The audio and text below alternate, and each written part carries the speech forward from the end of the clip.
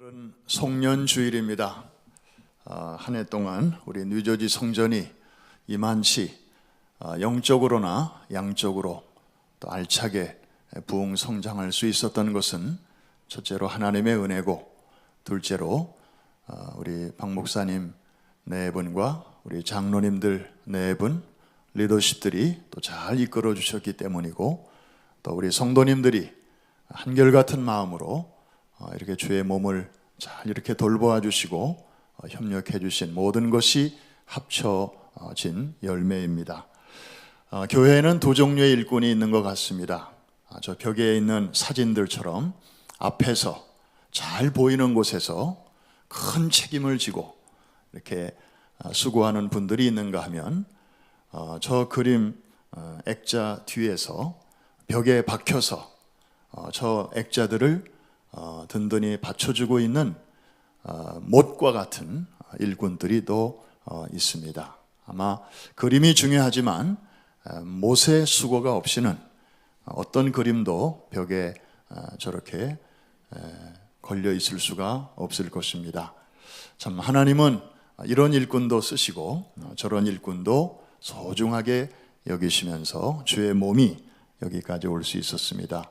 금년 한 해 우리 성가대도 그렇고 참 아플 때도 있고 힘들 때도 있고 쉬고 싶을 때도 있지만, 사명이 뭔지 한번 옆에 계신 분에게 인사하겠습니다. 사명이 뭐길래? 그죠? 이렇게 우선순위를 조정하고 뭐 성가대뿐이겠습니까?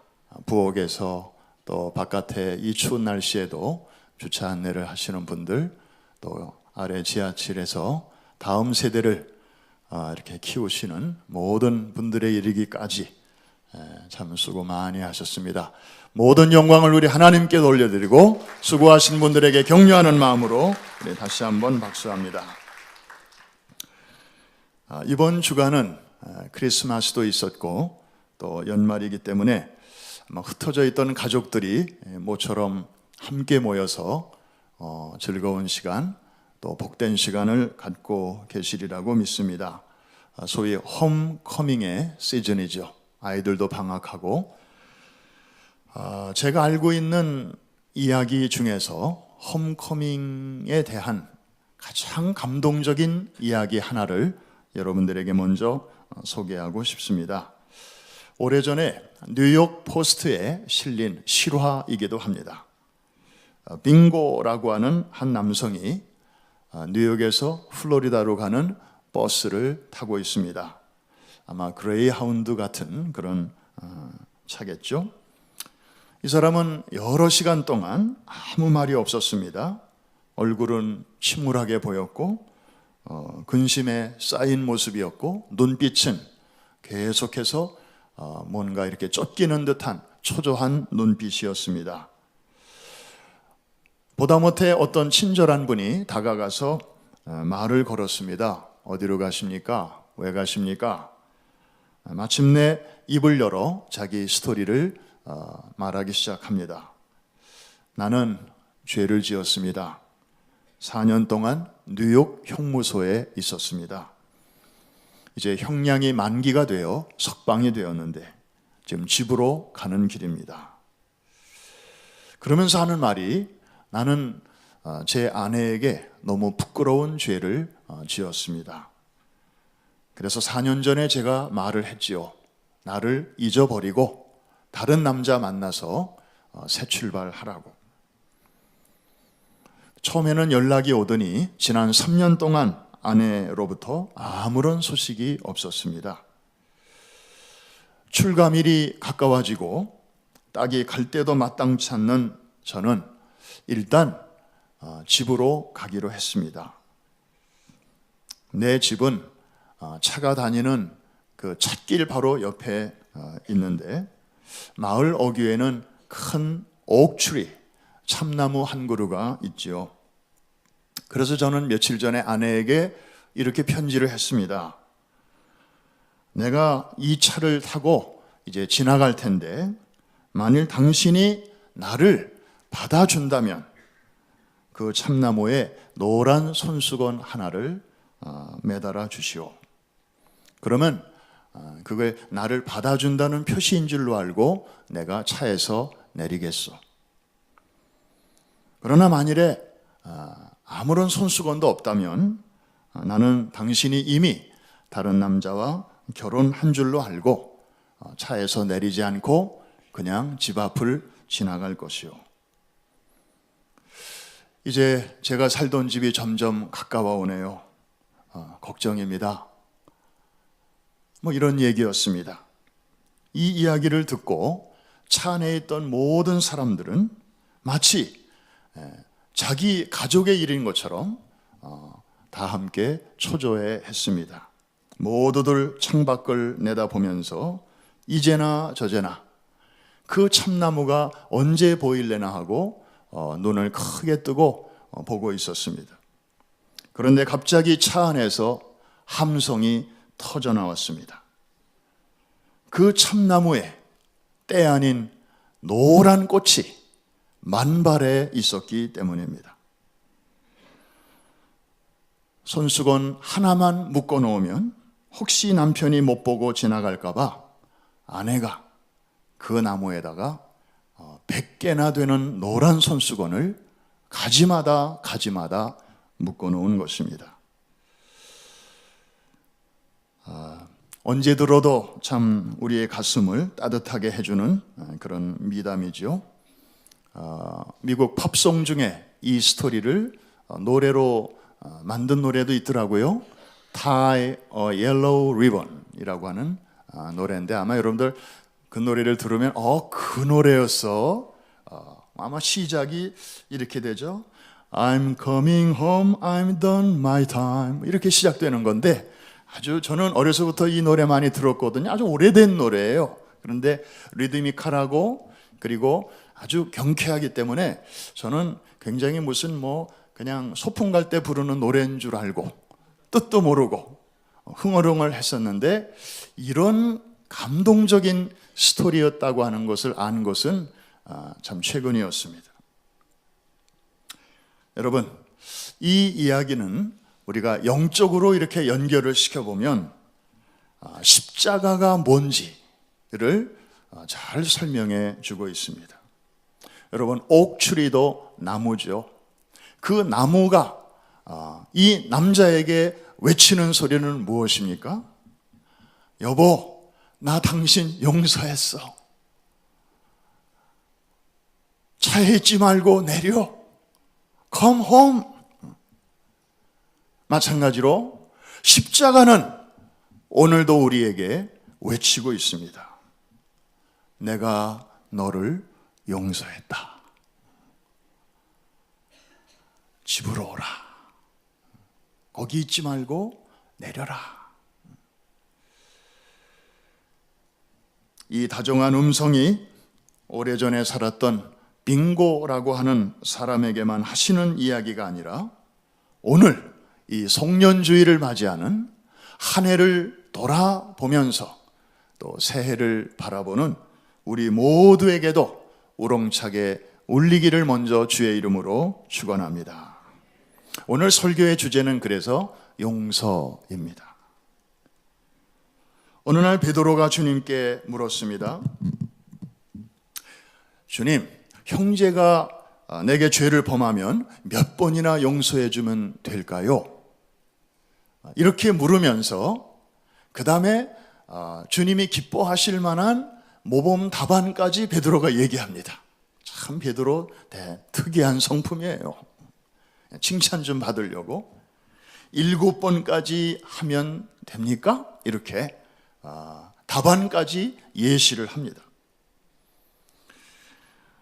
그 당시 유대 랍비들의 가르침에 따르면 사람은 3번까지 용서를 하도록 되어 있었습니다. 이게 율법입니다.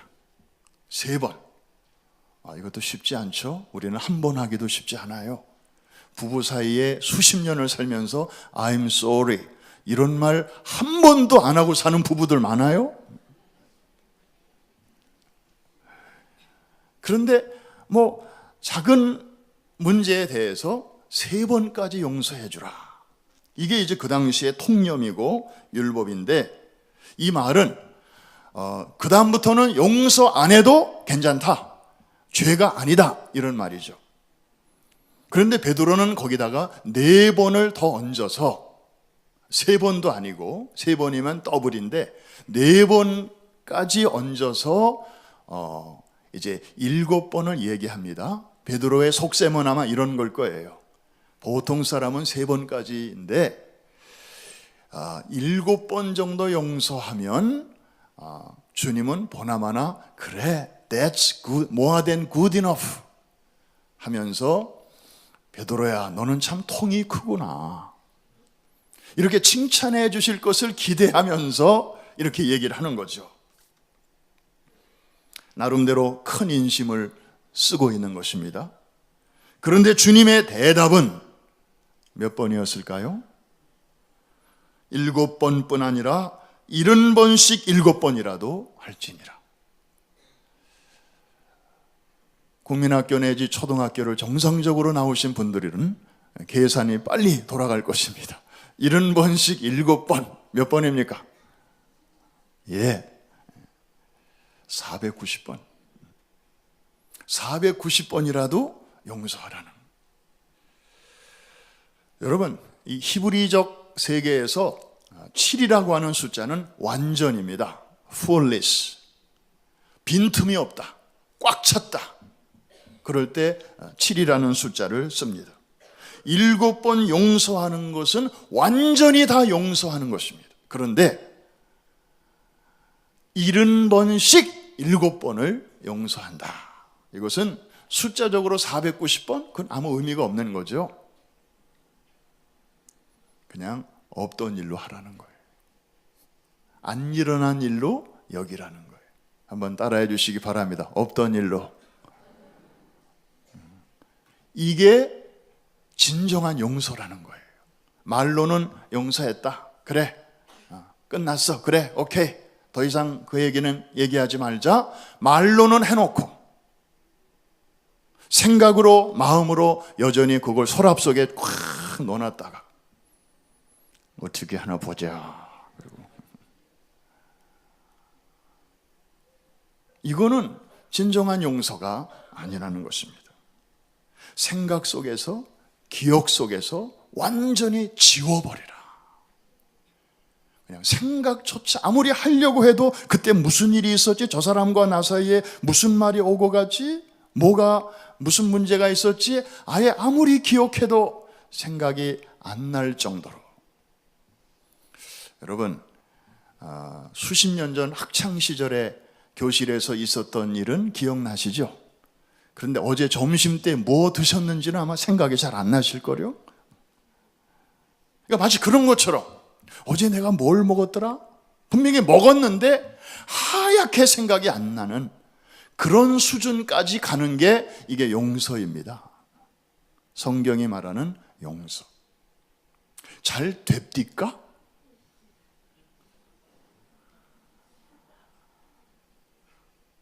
저는 잘 안 돼요. 쓸데없는 건 기억이 잘 나요. 그런데 정말 영양가 있는 거는 이게 잘 잊어버리지도 않고, 하나님이 주시는 은혜는 잘 잊어버리는데 사람에게 받은 상처는 오래 가요. 입술에 30초가 가슴에 30년이 된다는 말도 있습니다. 한국인 가정에서의 영원한 숙제, 고부간의 갈등. 요즘도 있나요? 한때 한국에서는 그 많은 아파트 이름을 지을 때 처음에는 현대, 삼성, 대우, 한양 이렇게 간단하게 나가더니 어느 때부터인가 판테온 무슨 영어에다가 불란서 말까지 그냥 막 합성을 시켜가지고 굉장히 어렵고 길어졌던 때가 있었습니다. 왜 그렇게 하나 물어봤더니 시어머니가 못 찾아오게 하려고. 한때는 그게 효과가 있었나 봐요. 그런데 그 시간이 딱 지나니까, 전에는 시어머니 혼자 찾아왔는데 이제는 시누이까지, 대학 나온 시누이까지 동반하고 시어머니가 오더라는 거예요. 그래서 다시 요즘은 옛날로 그냥 쉬운 한국말로 두 글자로 무슨 아파트 다시 이렇게 바뀌고 있다는데, 그래서 아주 이 갈등이 심한 집에는 시자가 들어간 거는 아예 성경도 시편은 그냥 건너뛴대.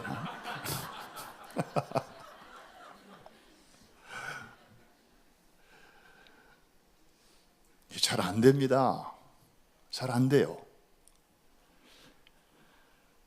그런데 가능합니다.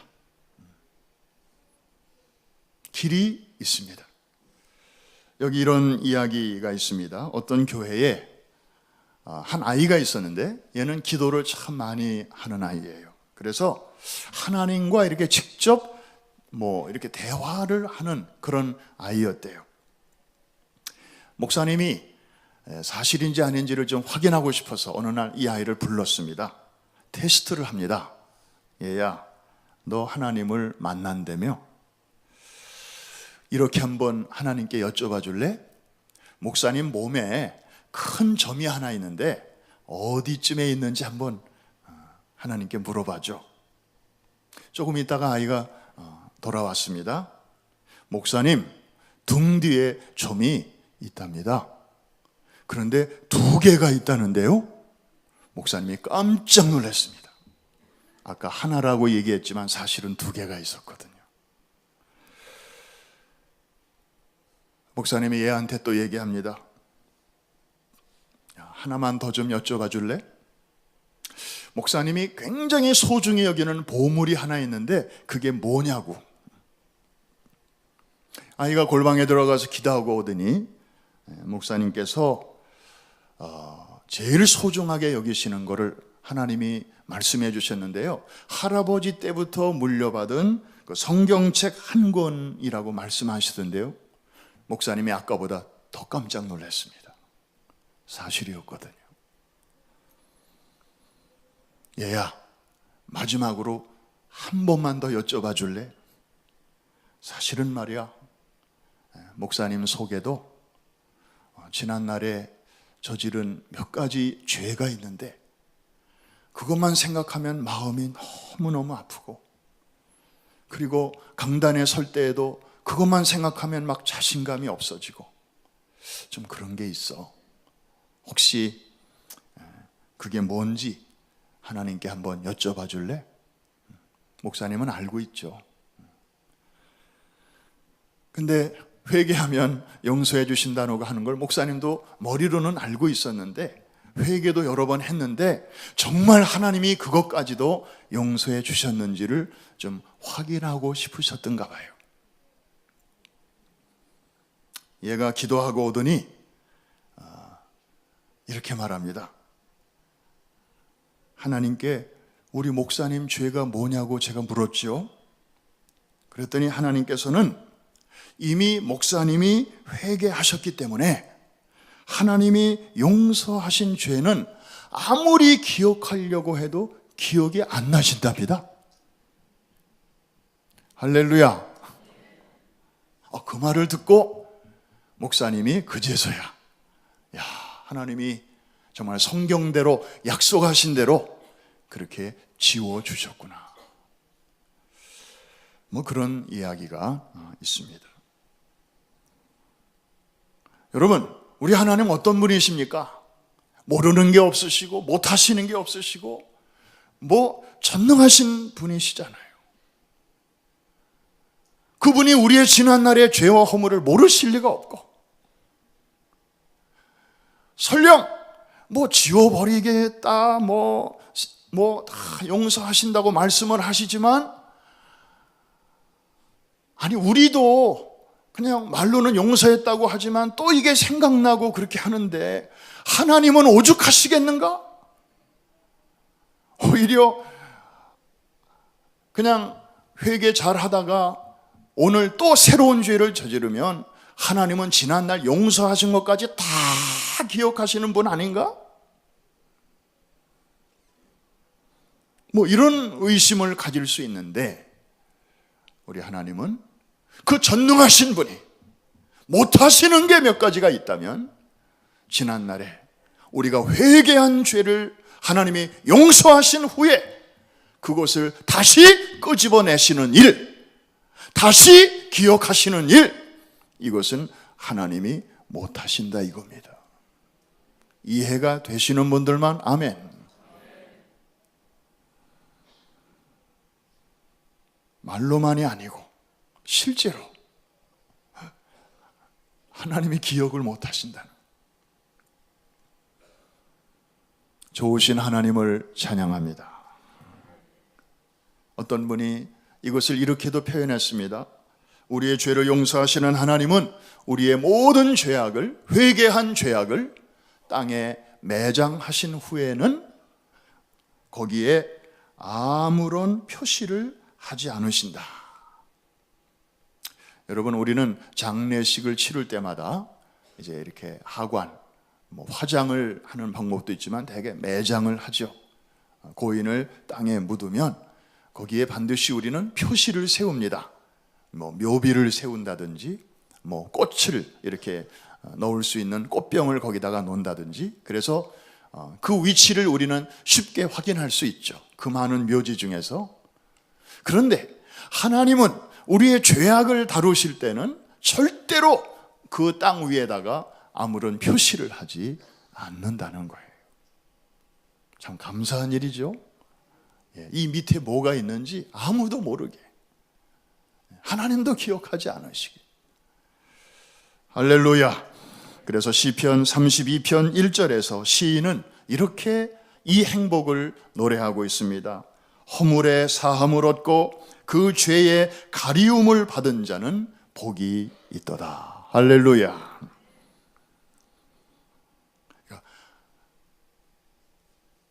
없던 일로 하는 것, 불가능한 것처럼 보이지만 믿음의 세계 안에서는 가능하다. 하나님께서 그렇게 하신다. 할렐루야. 하나님이 그렇게 하신다면 우리가 못할 이유가 뭐가 있나? 전능하신 분도 그렇게 하시는데, 얼마든지 기억해내실 수 있는 분도 그렇게 하시는데, 우리같이 깜빡깜빡하고 우리같이 쉬 잊어버리고 이런 연약한 우리는 왜 못하는가? 여기 성경에 나오는 이야기가 참고가 될 것 같습니다. 1만 달란트 빚진 종이 있었다. 빚을 갚기로 한 기한이 지나자 주인이 그 종을 불렀다. 갚으라고 다구쳤다. 그는 땅에 엎드려서 늘 하던 얘기를 또 한다. 조금만 더 기다려 주십시오. 제가 갚겠습니다마는 아직 준비가 안 됐습니다. 조금만 더 기다려 주시죠. 주인은 정상을 참작해서, 그래, 한 달 더 줄게. 보통은 이렇게 했는데 그날따라, 야, 이제 너와 나 사이에 더 이상 이런 문제로 이런 얘기하는 것도 이제 나도 지쳤다. 그냥 탕감해 줄게. 기대도 상상도 못했던 이 은혜를 입은 종은 집으로 기뻐 뛰며 돌아가고 있었다. 롤롤랄라 띠띠빵빵 하면서 갔겠죠. 그런데 집으로 가는 길에 한 사람을 만났다. 얼마 전에 자기에게서 100데나리온을 꼬간 친구였다. 여러분, 잠깐 여기서 화폐 단위를 좀 알아야 이 스토리를 좀 이해할 수 있습니다. 1만 달란트, 이것은 한국 돈으로 약 3조 원.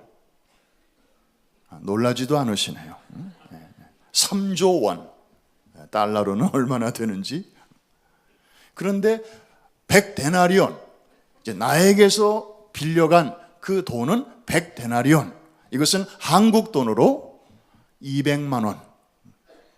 약 2,000불이 조금 안 되는 그런 돈이에요. 3조 원을 탕감받은 사람이 200만 원 빚진 자를 길에서 만났는데, 야, 이 XX야, 너 왜 안 갚어? 언제 갚을 거야? 나 더 이상 못 참아. 기다릴 만큼 기다렸어. 가자. 멱살을 잡고 유치장으로 갑니다. 감옥에 집어넣었습니다. 그런데 이 광경을 어떤 사람이 본 거예요. 그래서 이 주인에게 리포트를 했습니다. 그 말을 들은 이 주인이 이제 이 종을 당장 불렀습니다. 악한 종아, 내가 빌기에 내 빚을 전부 3조 원에 달하는 그 돈을 전부 탕감해 주었거늘 너도 저를 불쌍히 여겨서 탕감해 주는 것이 옳거늘 저에게 폭행을 하고 옥에 가두었단 말이냐? 이 주인이 노해가지고 아까 탕감해 준 그 빚 무효, 다시 그 빚을 다 갚도록 하고 갚을 때까지 저를 옥졸들에게 붙이니라. 이 성경에 나오는 주님의 스토리입니다. 여러분, 이 200만 원 얻으려고 하다가 3조 원을 날린 사나이. 이런 이야기를 우리 자녀들이 들으면 애들이 하는 말이 있어요. 뭐라고 할까요? 영어로. stupid, dummy. 세상에 이런 멍청이가 있나? 그런데요, 우리가 그런 멍청이가 없기를 바랄 뿐입니다. 사실 이 이야기는 그의 이야기만일까요? 하나님께로부터 예수 그리스도 안에서 정말 갚을 수도 없는 어마어마한 빚을 탕감받은 우리 힘으로 갚을 수 있었다면 예수님 오실 필요가 없었겠죠. 우리의 인격과 우리의 노력과 우리의 수양으로 절반이라도 갚을 수 있었다면 하나님께서는 그 귀한 아들을 십자가에 매달아 죽이시기까지는 안 하셔도 되었을지도 몰라요. 그러나 우리가 할 수 없는, 로마서에서는 우리가 연약할 때에, 연약하다는 말은 아무리 애를 써도 갚을 수 없을 상황을 말씀하고 있는 것입니다. 그런데 조건 없이, 대가 없이 우리는 다 용서를 받았습니다. 우리는 너나 할 것 없이 큰 용서를 받은 사람들입니다. 그렇다면 다른 사람들에 대해서는 우리가 어떻게 해야 할까요? 우리가 다른 사람에게 아무리 큰 것을 줬다 해도 하나님이 우리에게, 하나님께 우리가 갚아야 할 그거보다 더 큰 게 있을까요? 우리도 남을 용서해야 될 텐데 잘 안 되죠. 입술로는 할 수 있습니다. 그런데 마음으로, 생각으로 그것을 완전히 없애기가 참 쉽지 않습니다. 우리와 성정이 똑같은 사람으로서 참 이런 면에서 그것이 가능하다고 하는 것을 우리에게 실제적으로 보여주는 고마운 분들이 있습니다. 여기서 그렇게 멀리 떨어지지 않은 펜실베니아 랑카스터에 살고 있는 소위 애미쉬 피플입니다. 지금으로부터 약 11년 전 2006년 10월 초에 우리 사랑하는 자녀들이 평화롭게 학교에서 공부하는 그 시간에 바로 이 마을에 있는 애미시타운의 한 학교에 어떤 괴한이 총을 들고 침입합니다. 남자아이들은 다 내보내고 여자아이들만 벽에 세우고 총을 겨누었습니다. 원룸 스쿨이었다고 합니다. 이 아미시타운의 학교는 1학년부터 8학년까지 그냥 한 교실에서 공부를 한대요. 신고를 받고 출동한 경찰이 다가오자 이 범인은 드디어 총을 난사하기 시작했습니다. 여자아이들이 5명이 그 자리에서 죽고 또 다른 5명이 큰 중상을 입었습니다. 그리고 범인도 자살을 합니다. 경찰이 밝힌 사고의 원인은 이러했습니다. 이 범인은 전에 우유 배달을 했다고 합니다. 9년 전에 첫 딸을 낳았다고 합니다. 그런데 이 갓난아이가 출산 후 20분 만에 숨을 거두었습니다. 이 상황에서 이 범인은 분노가 치솟았다고 합니다. 누구에 대한? 신에 대한. 신이 나를 저주하지 않고는 이런 일이 벌어질 수 없다. 그 신에 대한 앵거, 이것이 그때부터 자라나기 시작했다고 합니다. 그래서 이 강박관념에 늘 이렇게 시달리다가 언젠가는 내가 신에게 복수하리라. 그래서 때를 기다리다가 나를 잡고 간 것이 바로 유난히 하나님을 경외하면서 문명을 거부하고 오직 하나님의 뜻대로 생활하고 또 애들을 가르치는 그 마을을 선택했다고 합니다.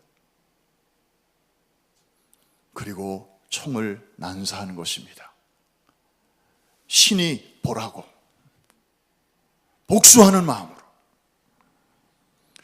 이 사건은 물론 그 이전에 일어났던 더 큰 규모의 총기 사고에 비해서는 규모상으로는 작았지만 미국 전역을 충격에 빠뜨렸습니다. 왜 충격이냐? 사실 에미시타운만큼 평화롭고 안전한 마을이 미국에 또 있을까요? 법 없이도 사는 마을이고 경찰도 별로 필요치 않은 전통적으로 그렇게 살아오던 마을인데 그런 마을에서 이런 끔찍한 사고가 났다니, 그렇다면 미국 안에서 안전한 곳이 과연 어딘가? 사람들은 혀를 차면서 안타까워했습니다. 진짜 안전한 곳이 없구나. 그런데 이 사건이 전 미국을 또다시 충격으로 몰아넣은 일은 그 다음에 생겼습니다. 사고 이후에 그 마을 사람들이 보여준 행동이었습니다. 사실 자기 아이가 죽었고 혹은 중상을 당해서 병원에 호송되어 있는 이런 상황, 그런 와중에도 이 유가족들은요, 그 죽은 범인의 가족들을 챙겼다는 것입니다. 범인의 집을 방문하고 그 집에 있는 아내와 그리고 그 집의 친척들을 위로했다고 합니다. 왜냐하면 이 사람이 물론 범인이긴 하지만 이야기를 들어보니 이 사람도 피해자 중에 하나로구나. 그렇게 갓난아이를 잃어버리고 그리고 정신적으로 시달리고 그러다가 더 이상 견딜 수 없는 그런 단계까지 가니까 이런 일을 저질렀구나. 원래 그런 사람은 아니었는데.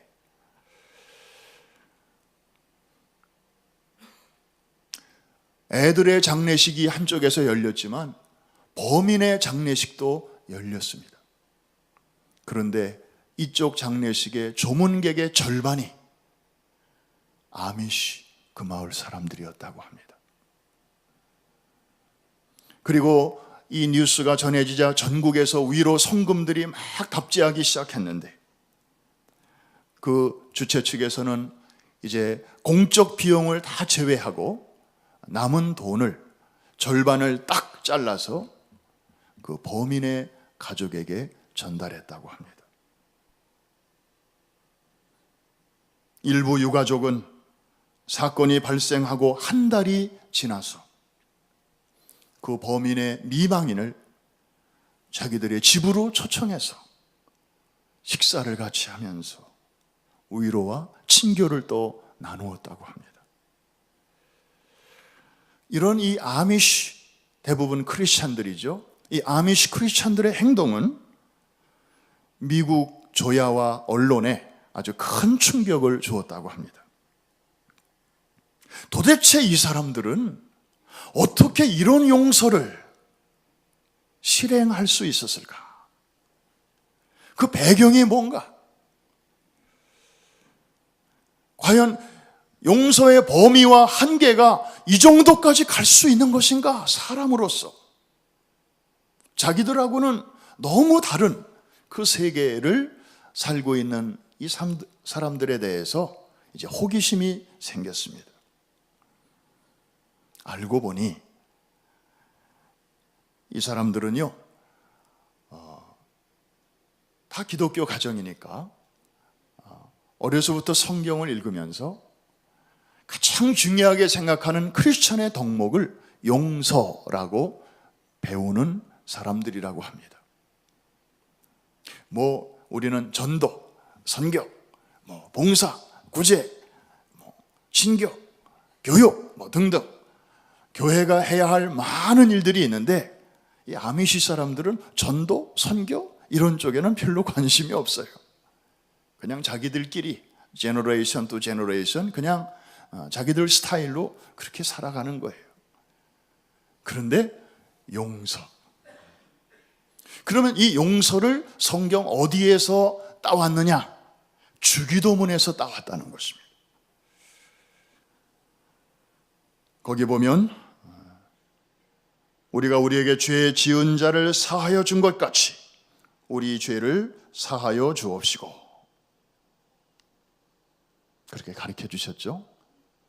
근데 사실 저 주기도문은 위치상으로 그 유명한 산상수훈의 결론 부분에 있습니다. 천국 시민의 마그나 카르타, 땅에 살고 있지만 영적으로 하늘에 속한 백성들은 이렇게 살아야 한다. 예수님이 가르쳐 주신 게 산상수훈인데 그 뒷부분 결론 부분에 주기도문이 있고요. 거기에 용서의 문제를 말씀하시면서 중요한 것은 그 순서입니다. 우리가 우리에게 죄 지은 자를 사하여 준 것 같이 우리의 죄를 사하여 주옵소서. 아까 큰 종 그 빚진 자의 비유에서 보면 우리가 먼저 큰 빚을 탕감받았기 때문에 상대적으로 작은 빚을 우리가 용서해야 된다. 예수님의 교훈이 그거였거든요. 방향이 이렇게 됐었습니다. 그런데 주님의 그 주기도문에 보면 이제 방향이 이렇게 변하고 있습니다. 우리가 우리에게 죄 지은 자를 용서해 준 것 같이 우리의 죄악을 용서하여 주옵소서. 이게 되면 이것도 된다 이 말입니다. 이게 바로 윤리요 실천입니다. 이것을 더 확실하게 혹시 우리가 못 알아들을까 봐 그래도 하나님이 먼저 큰 은혜를 주셨으니까 우리가 그냥 이렇게 하라는 얘기지. 혹시나 또 우리가 그렇게 대충 넘어갈까 봐 예수님께서 저 주기도문 바로 뒤에 이어서 한 번 더 쐐기를 박듯이 말씀하신 내용이 오늘 본문인데 다 같이 읽습니다. 시작. 너희가 사람의 잘못을 용서하면 너희 하늘 아버지께서도 너희 잘못을 용서하시려니와 너희가 사람의 잘못을 용서하지 아니하면 너희 아버지께서도 너희 잘못을 용서하지 아니하시리라. 저것은 적당히 넘어갈 수 없는 말씀입니다. 결론 중에 결론입니다. 굉장히 강조하시는 말씀입니다. 우리가 하나님 앞에 나아가기 전에 사람과 먼저 풀어야 할 일이 있다는 것입니다. 이 문제 적당히 이렇게 넘어가면서 하나님 앞에 이거 용서해 주시고 저거 치료해 주시고 저거 감싸 주시고 날 좀 어떻게 좀 위로해 주시고 이렇게 하지 말라는 겁니다. 중요한 말씀입니다. 물론 우리는 근본적인 용서와 은혜를 받은 사람들이죠. 근본적으로. 그러나 그 용서를 받은 이후에, 하나님의 자녀가 된 이후에도 우리는 또 죄를 범할 수 있고 넘어질 수 있고 서로 간에 상처를 주고받을 수 있습니다. 그럴 때 그것을 처리하는 순서는 먼저 당사자들끼리 용서할 거 용서하고 풀 거 풀고 그리고 손잡을 거 손잡고 그런 다음에 하나님께 나오라. 그러면 주께서도 너희를 용서해 주시리라.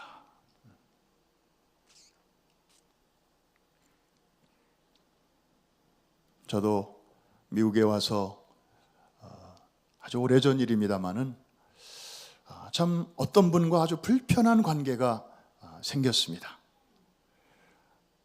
뭐 기도해도 잘 해결이 안 되고 그분만 만나면 그냥 다시 원점으로 돌아가고 뭐 설령 아무 말을 안 해도 멀리서만 봐도 너무 마음이 불편하고 그랬던 적이 있었습니다.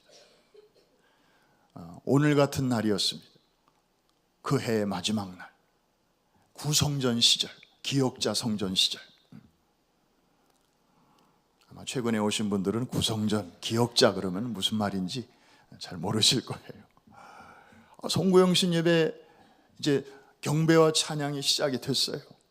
시계를 보니까 한 30분쯤 후면 이제 새해로 넘어가는데 이 답답한 마음, 이 편치 않은 마음을 가지고 새해로 넘어가는 게 이건 너무 아닌 것 같아. 이 때묻지 않은 새해를 새 옷을 입어야 되는데 씻지 않은 몸으로 새 옷을 걸치는 것과 똑같은 그런 느낌이 자꾸 들었어요. 그래서 사실은 그날 저녁에 제가 카드를 하나 써가지고 그분에게 사실 엄밀히 따지면 그분도 잘못한 게 있고 나도 잘못한 게 있지만 뭐 그분이 잘못한 거에 대해서는 내가 관여할 바가 아니고 내 편에서 행여나 저분에게 그런 불편을 끼쳐드린 내용에 대해서 그랬을 수도 있겠다 하는 것들 생각나는 대로 다 적으면서 구체적으로 미안합니다, 사과합니다, 용서를 구합니다 그렇게 몇 자 쓰고 카드를 준비해 놨다가 그래서 이제 마지막 날 그 새날이 되기 전에 이걸 전해주려고 했는데 문제는 그날따라 사람이 꽉 찼는데 이분이 어디 있는지를 알 수가 있어야지. 늘 앉는 자리가 정해진 것도 아니고 그래가지고 그냥 모른 척하고 경배와 찬양 시간에 본의 아니게 순찰을 제가 돌았다는 거 아닙니까? 이쪽으로 갔다가 다행히 그분이 약간 키가 큰 분이라 찾았어요. 그래가지고 기도 시간에 그분 앞에다가 탁 놓고 왔는데 읽었겠죠. 다행히 시계를 보니까 자정 5분 전. 얼마나 홀가분한지. 그리고 새해가 들어서 그분을 만났는데 달라졌어요. 우선 제가 달라졌어요. 제가. 그분을 더 이상 이렇게 껄끄럽게 여겨지지가 않는 거예요. 내가 사과하고 그분이 그걸 읽었으니까 제 마음을 알았으니까 그래서 악수도 하고 허그도 하고 그리고 지금까지 아주 얼마나 이렇게 편안한지 몰라요. 여러분 오늘 같은 날 이 용서를 실천하기에 가장 좋은 날입니다. 이제 몇 시간밖에 남지 않았습니다. 오늘 말씀 꼭 기억하십시오. 송구영신 예배에 정말 여러분 감격스러운 하나님의 임재를 경험하기를 원하십니까? 그렇다면 눈에 보이는 사람과의 관계 풀고 정리할 거 정리하고, 노란 손수건 달아줄 거 있으면 달아주고, 그렇게 해서 정말 2017년 이 송구영신 예배야말로 그저 그런 잘 기억조차 나지 않는 그런 엉성한 마지막 날이 아니라 여러분의 남은 인생에 어마어마한 영향을 끼칠 수 있는 카이로스의 그런 멋진 시간으로 하나님께서 가꾸어 주시기를 주의 이름으로 축원합니다. 기도하겠습니다. 이 시간에 조용히 눈을 감으시고 말씀을 듣고 내가 풀어야 할 것은 무엇인가? 내가 주님 앞에 송구영신 예배로 나오기 전에 용서해야 할 사람은 누구이며, 그리고 없던 일로 지워버려야 할 일은 무엇인가? 인생 짧은데 내가 이걸 풀지 못하고 새해로 넘어간다면 아무리 방방마다 새로운 달력을 걸어놓은들 진정한 새해일까? 그저 무근해의 연장일 수밖에 없지 않은가? 내 인생 지금까지는 그렇다 손치더라도 임종의 자리에서 뒤를 돌아보아 후회할 일은 만들지 않도록 주여 이 시간에 우리의 마음을 성령으로 조명하여 주시옵소서. 중요한 바쁜 일 중에서도 중요한 일을 놓치지 않게 하여 주옵소서. 우리 한 1분 동안만 조용히 묵상하면서 주님께서 가르쳐 주시는 대로, 깨우쳐 주시는 대로 정리해야 할 일들을 정리할 수 있기를 바랍니다. 오 주여, 감사합니다. 오 주님,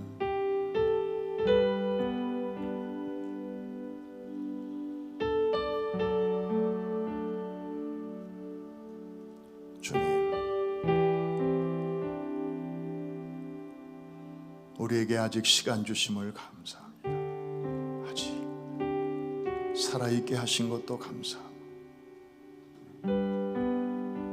찬스를 주셔서 감사하고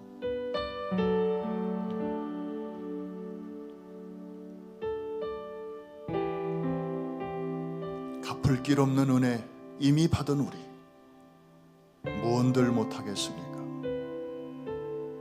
누군들 품지 못하겠습니까?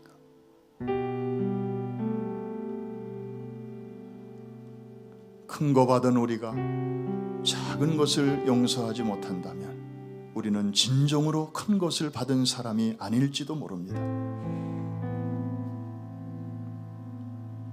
주여, 우리의 눈을 열어서 하나님의 은혜를, 그 넓이와 그 깊이와 그 높이를 진정으로 알게 하시고